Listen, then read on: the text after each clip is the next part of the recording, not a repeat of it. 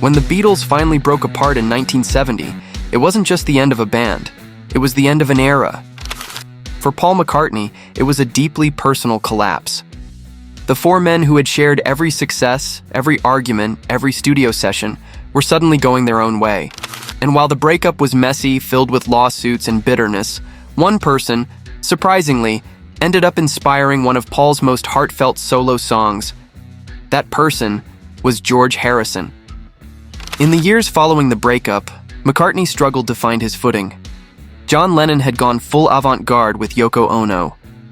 George was finally stepping into the light, releasing All Things Must Pass, a triple album that stunned the world with its depth and spirituality. Meanwhile, Paul was isolated on his farm in Scotland, trying to rebuild from scratch. He was depressed, angry, and uncertain whether his music still mattered without the Beatles. But as he watched George's success, the way Harrison had blossomed creatively, Paul began to reflect on what he'd lost. He wasn't just mourning the Beatles. He was realizing how much he missed the quiet presence of George, the man who had once been his closest musical companion before Lennon ever came along. And that reflection, that strange mixture of admiration and melancholy, would eventually lead to one of his most beautiful solo works. The song was Here Today. Released in 1982 on Paul's Tug of War album, Here Today is widely known as McCartney's tribute to John Lennon, written 2 years after John's tragic death. But underneath that, hidden in the tenderness of the lyrics, lies another layer: Paul's growing awareness of mortality, friendship, and reconciliation with the past. When McCartney wrote the song, he wasn't just thinking about John, he was thinking about all of them. He later said that George's passing thoughts, his spirituality, and even the serenity of All Things Must Pass had changed the way Paul viewed life and loss. In his own words, "George made me see things differently. He was symbolic of peace, of letting go." The two had always shared a quiet, complicated bond. Long before Lennon and McCartney became the great songwriting duo, it was Paul who brought George into the band. He was the one who convinced John that this skinny kid from Liverpool could really play.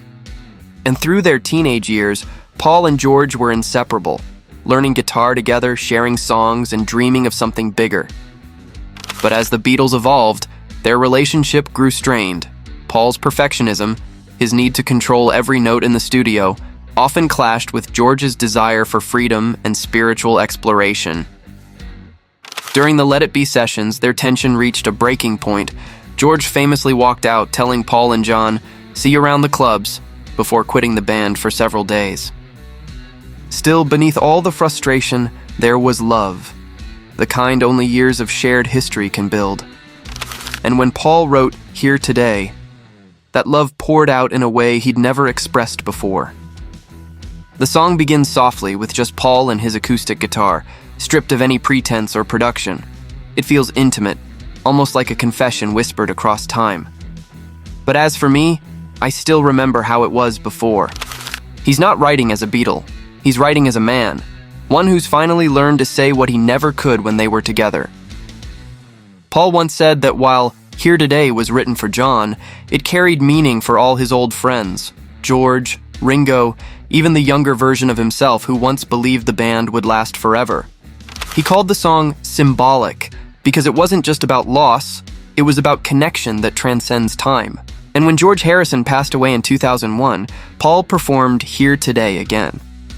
This time, he said, it wasn't just for John, it was for George too.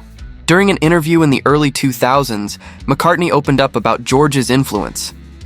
He said, "George's death hit me really hard. It reminded me of how short it all is, how everything we went through mattered. He was like my little brother, and sometimes I didn't treat him that way." It was a rare moment of vulnerability, the kind Paul had often hidden behind wit and optimism. In a way, George's peaceful acceptance of life and death, his quiet spirituality, gave Paul a kind of closure that the Beatles' breakup never could. That's why he described Here Today as more than a tribute. He called it a symbol of forgiveness, of friendship reborn through memory, of the understanding that love doesn't fade, even when the music stops. When Paul recorded Here Today, producer George Martin was back behind the console, just as he had been for so many Beatles classics. There was a sense of coming full circle. In the studio, Paul was visibly emotional. Martin later said, "It was as if Paul was speaking to all of them, to John, to George, to himself." The track's simplicity, one man, one guitar, a faint string arrangement, was deliberate. It reflected everything George had come to represent. Truth, purity, the stripping away of ego. That's why McCartney later said, "It was symbolic, not just for John, but for what we all went through. George especially taught me that." Their relationship in the final years was tender, even if rarely spoken about. When George was battling cancer, Paul visited him several times. He later recalled holding George's hand during one of their last meetings, saying softly, "You're my baby brother." George smiled and replied, "Yeah, it's funny how things turn out."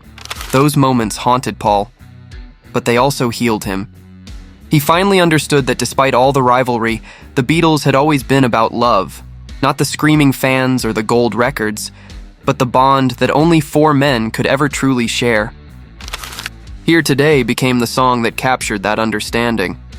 A quiet thank you to John, a silent bow to George, and a reminder to himself that no matter how far they went apart, they were always, somehow, still together.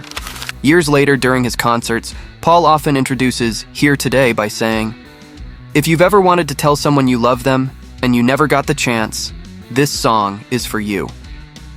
He never says it's about John or George anymore, because at its core, Here Today isn't about any one person.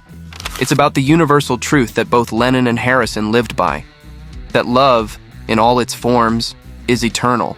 And in that sense, in the way it bridges memory, friendship, and forgiveness, Here Today isn't just a song about loss. It's the song where George Harrison's quiet spirit and Paul McCartney's enduring heart finally meet again. "If you're listening now," Paul once said in an interview, "then it worked. That's what George would have wanted, for it all to mean something."